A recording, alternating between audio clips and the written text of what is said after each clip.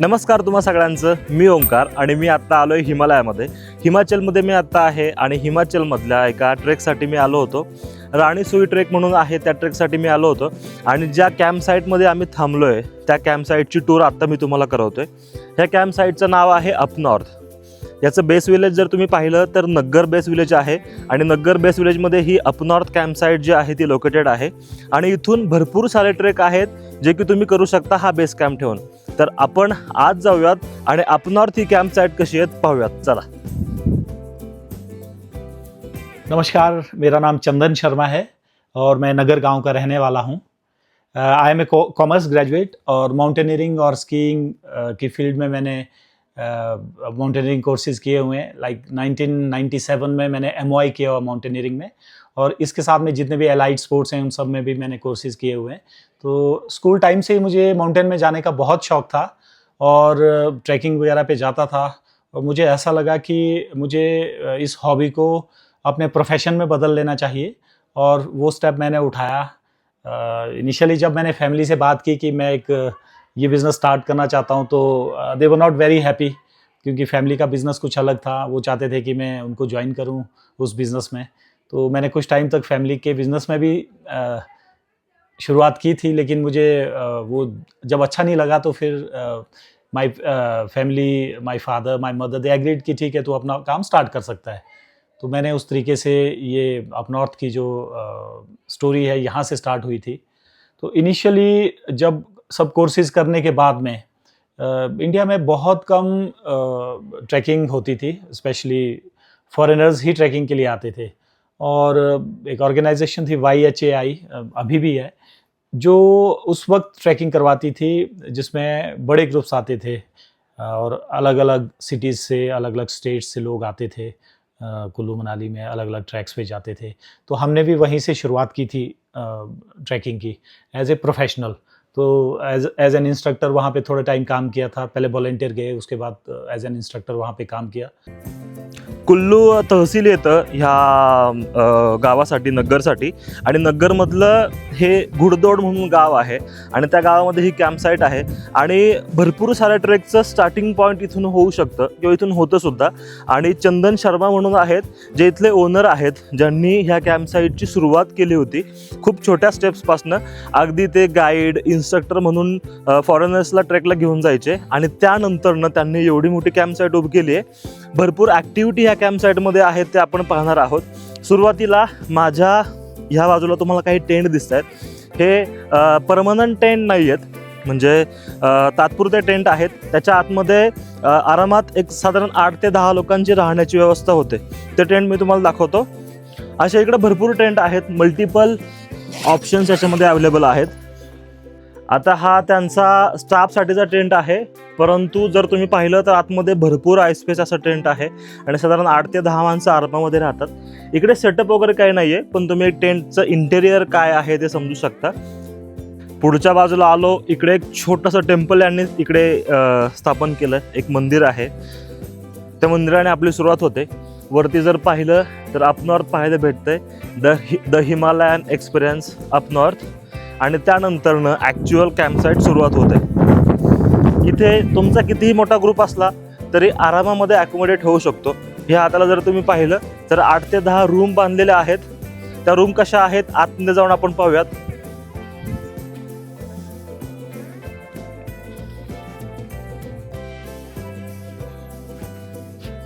साधारण 6 लोकांची इकडे राहण्याची व्यवस्था आहे. सो खूप आयस्पेस अशी रूम आहे.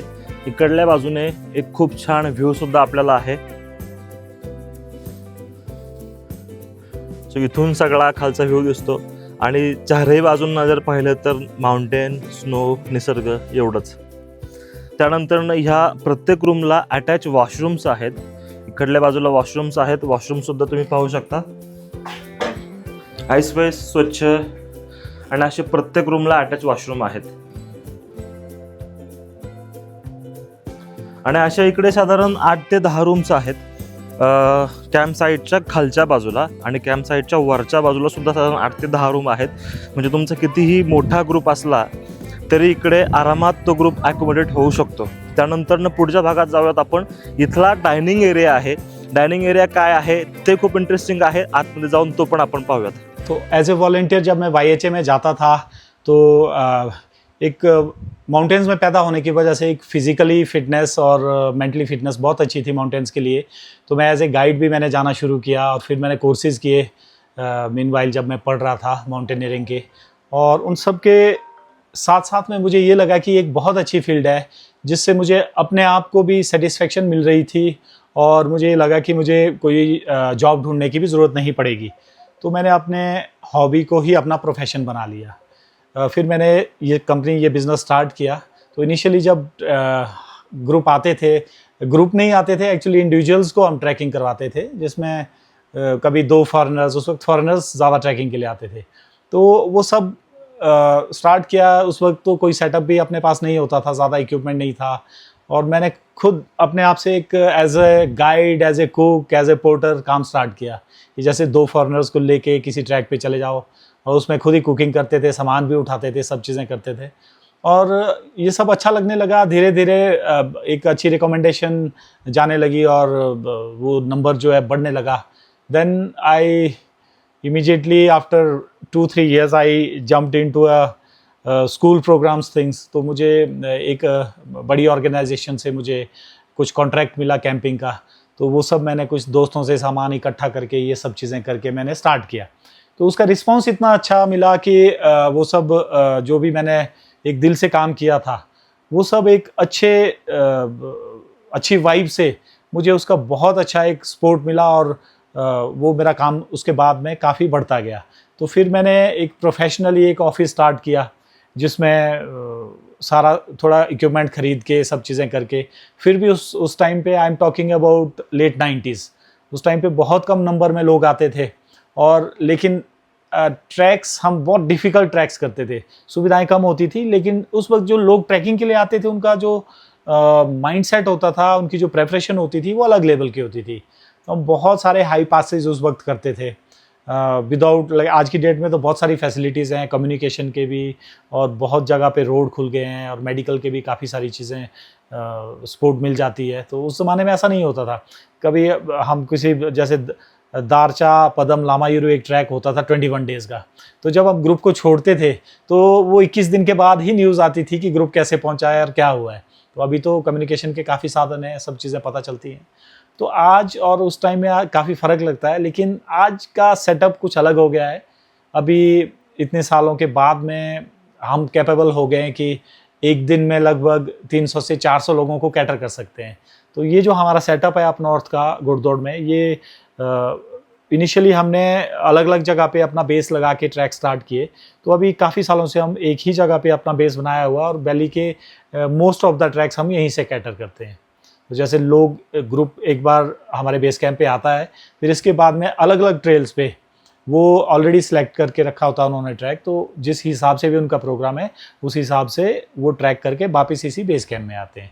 तो अप नॉर्थ जैसे मैंने आपको बताया कि it started as a very small venture by myself only, as a guide, as a cook, as a porter, as a owner. And today like we are running we are doing quite good, like handling couple of thousand people in a year for adventure activities. Hello boys, हा dining area आहे. इकडे साधारण एका वेळेस 50 लोकांपर्यंत accommodation होऊ शकतं जेवणासाठी. कॅम्प साईटचा हा दुसरा टप्पा आहे आणि इथे ॲक्टिव्हिटी एरिया आहे.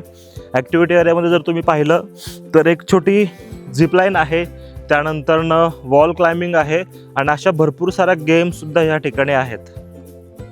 आणि सगळ्यात भारी गोष्ट, ह्या ॲक्टिव्हिटीला लागूनच खालच्या बाजूला सफरचंदाची बाग आहे. जर तुम्ही सीझनमध्ये आलात तर सीझनमध्ये तुम्ही ॲक्टिव्हिटी करता करता सफरचंदसुद्धा एन्जॉय करू शकता. इथे मागच्या बाजूला जर पाहिलं आर्टिफिशियल वॉल क्लाइम्बिंग आहे, आर्टिफिशियल वॉल आहे आणि भरपूर साऱ्या ॲक्टिव्हिटी आहेत. भरपूर मोठा प्ले एरिया आहे. सो कितीही मोठा स्टुडंटचा ग्रुप असला तर इकडे आरामामध्ये अकोमोडेट होऊ शकतो. अप नॉर्थ का ये सेटअप हमने 6 साल पहले लगाया था यहाँ पे. उससे पहले हम अलग अलग साइट्स पे कैंप करते थे. तो यहाँ पे ये जगह हमको इतनी अच्छी लगी कि हमको ये लगा कि परमानेंटली इस जगह पे कुछ करना चाहिए. तो उस हिसाब से हमने इसको सेटअप यहाँ पे लगाया हुआ है. एंट्री से ही आपको हमारा मेन एरिया दिख रहा है. लेफ्ट और राइट में दोनों तरफ हट्स हैं. इसका फील हमने रस्टिक दिया हुआ है कि अंदर आपको एक होटल के कमरे की फील ना आए. बहुत ही कोजी और प्रैक्टिकल विद अटैच्ड वॉशरूम जिसकी ज़रूरत होती है. अंदर गर्म और ठंडे पानी के टैप्स हैं वॉशरूम में. और एक अंदर का जो रूम का जो फील है वो एक कैंपिंग का ही फील है, ना कि एक होटल के रूम का. इसके अलावा इसके पीछे वाली लाइन में हमारे पास टेंट्स लगे हुए हैं जिसकी मल्टीपल एंट्रीज़ हैं आगे से. और सामने का जो एरिया है वो डाइनिंग एरिया है. तो बीच का ये एक्टिविटी एरिया है जस्ट फॉर फन एक्टिविटीज़. और एडवेंचर एक्टिविटीज़ के लिए हमारा दूसरा एरिया इसके नीचे है. अब इस जगह से अगर आप देखेंगे तो साइट सिलेक्शन जब हमने की थी तो इसका सबसे ब्यूटीफुल पार्ट था ग्रीन फॉरेस्ट. कैंप के साथ में लगता हुआ देवदार का बहुत घना जंगल है. और जितने भी ट्रैक्स हमारे नज़दीक के ट्रैक्स हैं वो इसी कैंप साइट से वॉकिंग स्टार्ट हो जाते हैं. और दूसरे एंड पे अगर मैं आपको दिखाऊं, थोड़ा सा आगे आके आपको समझ में आएगा. अगर आप दूसरी डायरेक्शन में देखेंगे तो स्नो कैप्ड माउंटेन्स आपको नज़र आएंगी. आज थोड़ा क्लाउडी है तो आपको बहुत ज़्यादा सुंदर व्यू तो नज़र नहीं आएगा, लेकिन माउंटेन से आपको अंदाज़ा हो जाएगा यहाँ की खूबसूरती का. और इन सभी डायरेक्शन में अलग अलग ट्रैक्स हम ऑपरेट करते हैं इन सभी माउंटेन्स में. प्रेजेंटली जो अप नॉर्थ का हमारा बेस कैंप है इसको हमने काफ़ी अपग्रेडेड कैंप बनाया हुआ है, क्योंकि टाइम के साथ साथ में लोगों की डिमांड जो है एटलीस्ट बेस में एक लग्जरी की होती है. लग्जरी इन टर्म्स ऑफ कि सारे कंफर्ट्स उनको, जैसे वॉशरूम्स, डाइनिंग, प्रॉपर बेड, ये सब चीज़ें मिलें. क्योंकि ट्रैक पे एक बार जब जंगल में जाते हैं तो सब चीज़ें मोर और लेस सिमिलर रहती हैं, लेकिन बेस कैंप में आप जो बेटर कर सकते हो वो करने की हमने कोशिश की है. तो हमारे पास 2 किस्म के एकोमोडेशन यहाँ पे हैं. हमारे पास कुछ हट्स हैं और कुछ टेंट्स हैं. Most of the accommodation is with the attached washrooms जिसमें हॉट एंड कोल्ड वाटर के टैप्स हैं, सब चीज़ें हैं. और कुछ टेम्परेरीली जब ग्रुप का साइज़ बड़ा होता है तो फिर हम कुछ एडिशनल टेंट्स लगाते हैं जिसके लिए कॉमन वॉशरूम और टॉयलेट्स भी हैं. हमारी साइट जो है ये नगर के पास में एक जगह है घुड़दौड़. सो रफली 5300 फीट के आसपास इसका एलिवेशन है और बहुत ही खूबसूरत जगह है.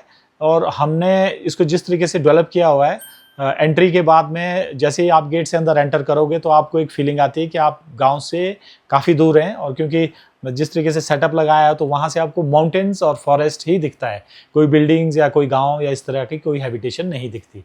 तो कैंप में आने के बाद में हमें जो लोगों से फीडबैक मिलता है वो एक ही शब्द होता है, वाओ. देश के अलग अलग राज्यों से पार्टिसिपेंट्स आते हैं. अभी महाराष्ट्र और गुजरात के ज़्यादातर लोग हैं इन मंथ्स में. फिर उसके बाद नॉर्थ के भी ग्रुप्स आते हैं जून के बाद में. तो जिस हिसाब से स्कूलों की छुट्टियां होती हैं उसी हिसाब से यहाँ पे अलग अलग स्टेट्स का क्राउड भी होता है.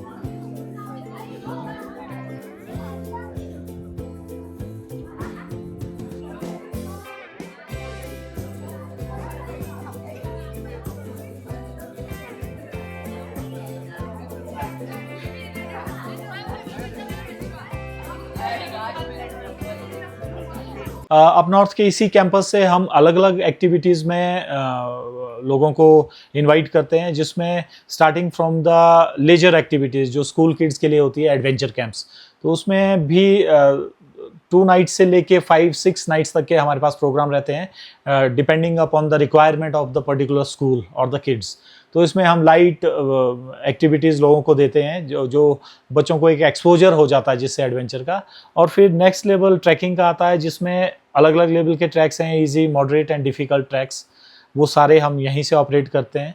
और उसके आगे का जो लेवल है वो एक्सपीडिशंस का है. We are also into like serious climbing expeditions. High mountains के लिए हम एक्सपीडिशंस करते हैं. वो अप नॉर्थ के इसी बेस कैंप से we start all our expeditions. Apart from trekking and climbing we are into cycling also.